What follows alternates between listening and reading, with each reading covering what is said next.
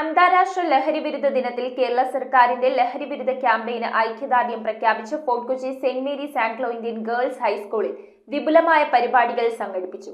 കൊച്ചി നഗരസഭാ councillor advocate Antony Kureethara ഉദ്ഘാടനം നിർവഹിച്ചു. അന്താരാഷ്ട്ര ലഹരിവിരുദ്ധ ദിനത്തിൽ കേരള സർക്കാരിന്റെ ലഹരിവിരുദ്ധ ക്യാമ്പയിൻ ഐക്യദാർഢ്യം പ്രഖ്യാപിച്ച് fort Kochi saint Mary's Anglo Indian girls ഹൈസ്കൂളിൽ വിപുലമായ പരിപാടികൾ സംഘടിപ്പിച്ചു. കൊച്ചി നഗരസഭാ division councillor advocate Antony Kureethara ലഹരിവിരുദ്ധ ദിനാചരണം ഉദ്ഘാടനം ചെയ്തു.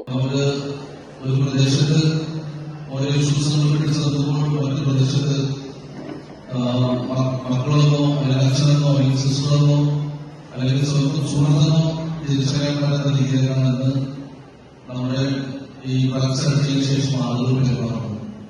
അതിനെല്ലാം നമ്മൾ ഒരു വലിയ ക്യാമ്പയിനാണ് തുടങ്ങുന്നത്. വൈഗ ബെന്നി, ലിദിയ മേരി എന്നീ വിദ്യാർത്ഥിനികൾ വരച്ച സാൻഡ് ആർട്ടിലൂടെയായിരുന്നു ഉദ്ഘാടനം. School manager sister Lissy John ചടങ്ങിൽ അധ്യക്ഷത വഹിച്ചു. ഹെഡ് മിസ്ട്രസ് സിസ്റ്റർ ലിമ ആന്റണി സ്കൂൾ സംരക്ഷണ സമിതി അംഗങ്ങളെ പരിചയപ്പെടുത്തി. സ്കൂൾ ലീഡർ ആർലിൻ ലിനറ്റ് സ്വാഗതം പറഞ്ഞു. Fort Kochi sub inspector Anilkumar ലഹരിവിരുദ്ധ ജാഗ്രതാ സന്ദേശം നൽകി.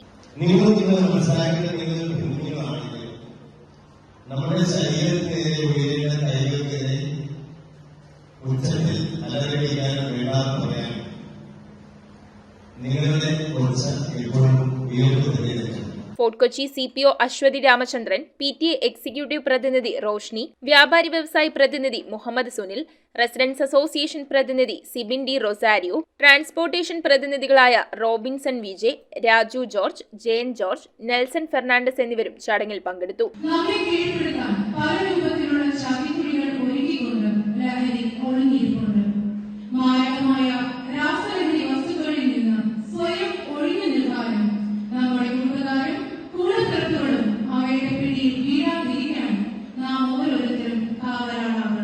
സ്കൂൾ പാർലമെന്റ് അംഗം അൻഷിക മെൽറോസ് ലഹരിമുക്ത വിദ്യാലയം കുട്ടികളുടെ അവകാശം എന്ന വിഷയത്തിൽ പ്രമേയം അവതരിപ്പിച്ചു. അധ്യാപക പ്രതിനിധി സുജ മുഖ്യമന്ത്രി പിണറായി വിജയന്റെ ലഹരിവിരുദ്ധ സന്ദേശം പങ്കുവച്ചു.